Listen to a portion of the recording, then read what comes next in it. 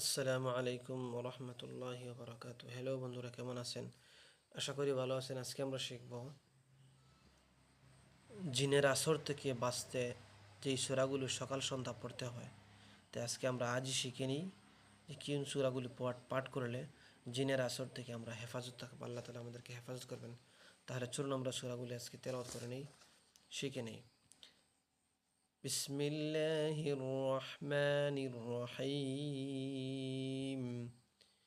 قل يا أيها الكافرون لا أعبد ما تعبدون ولا أنتم عابدون ما أعبد ولا أنا عابد ما عبدتم ولا أنتم عابدون ما أعبد لكم دينكم ولي دين.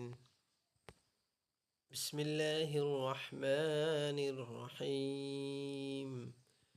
قل هو الله أحد الله الصمد لم يلد ولم يولد ولم يكن له كفوا أحد.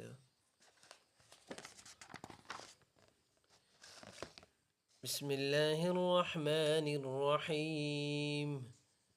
قل أعوذ برب الفلق من شر ما خلق ومن شر غاسق إذا وقب ومن شر النفاثات في العقد ومن شر حاسد إذا حسد.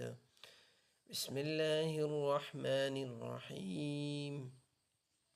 قل أعوذ برب الناس ملك الناس إله الناس من شر الوسواس الخناس الذي يوسوس في صدور الناس من الجنة والناس. প্রত্যেক ফজর নামাজের পরে আপনি এই সূরাগুলো পাঠ করবেন। বিশেষ করে এই সূরাতুল ইখলাস, যে কুল হুয়াল্লাহ সূরাটা আছে, এই সূরাটা আপনি প্রথমে 3 বার পড়বেন। এরপরে আপনি বিসমিল্লাহ পড়ে এই সূরায়ে ফালাক, কুল আউযু বিরাব্বিল ফালাক, এই সূরাটা 3 বার পড়বেন। এরপরে বিসমিল্লাহ পড়ে আবার এই সূরাতুন নাস, কুল আউযু বিরাব্বিন নাস, এই সূরাটি আরও 3 বার পড়েন। এই 3 বার আর সূরা ইখলাস 3 বার পাঠ করবেন। তো ইনশাআল্লাহ আল্লাহ তাআলা আপনাকে জিনের আসর থেকে হেফাজত করবেন। তো ভিডিওটি ভালো লাগলে লাইক করবেন, শেয়ার করবেন এবং অন্যকেও দেখার সুযোগ করে দেবেন, যাতে অন্য কেউ শিখে নিতে পারে এবং জিনের আসর থেকে বাঁচতে পারে। আমাদের চ্যানেলে এরকম ইসলামিক ভিডিও পেতে চ্যানেলটা সাবস্ক্রাইব করে পাশে থাকুন। ধন্যবাদ। দেখা হবে অন্য কোনো ভিডিওতে। সে পর্যন্ত ভালো থাকুন, সুস্থ থাকুন। আসসালামু আলাইকুম ওয়া রাহমাতুল্লাহি ওয়া বারাকাতুহু।